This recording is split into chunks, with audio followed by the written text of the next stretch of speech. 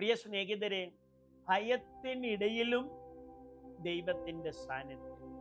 God's presence even in the midst of fear. സങ്കീർത്തനം 46:1 ഇങ്ങനെ പറയുന്നു, ദൈവം നമ്മുടെ ശരണവും ശക്തിയുമാകും, കഷ്ടങ്ങളിൽ ഏറ്റവും അടുത്തുള്ള തുണയാകും.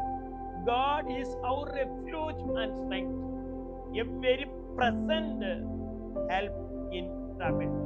ഇന്ന് ലോകം മുഴുവൻ ശബ്ദം കൊണ്ട് നിറഞ്ഞിരിക്കുകയാണ്. ഫോൺ നിരന്തരം മുഴങ്ങുന്നു. സോഷ്യൽ മീഡിയ ഒരിക്കലും ഉറങ്ങുന്നില്ല.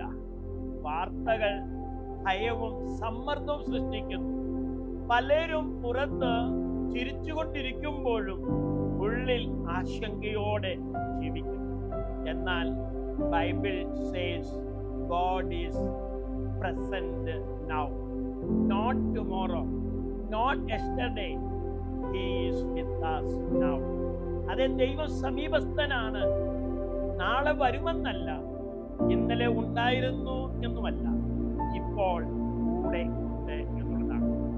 കടലിൽ കൊടുങ്കാറ്റ് വന്നപ്പോൾ യേശു ശിഷ്യന്മാരോടൊപ്പം പടകിലുണ്ടായിരുന്നു. തിരമാലകൾ യാഥാർത്ഥ്യമായിരുന്നു, ഭയവും യാഥാർത്ഥ്യമായിരുന്നു. പക്ഷേ യേശുവിന്റെ സാന്നിധ്യം അതിലും വലിയ യാഥാർത്ഥ്യമാണ്.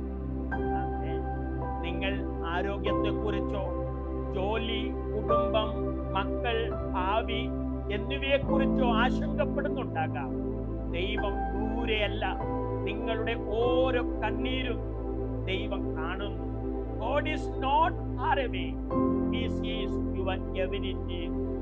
ഭയത്തെ പോറ്റുന്നതിനേക്കാൾ പ്രിയരെ വിശ്വാസത്തെ പോറ്റൂ. Rather than feeding fear, feed faith.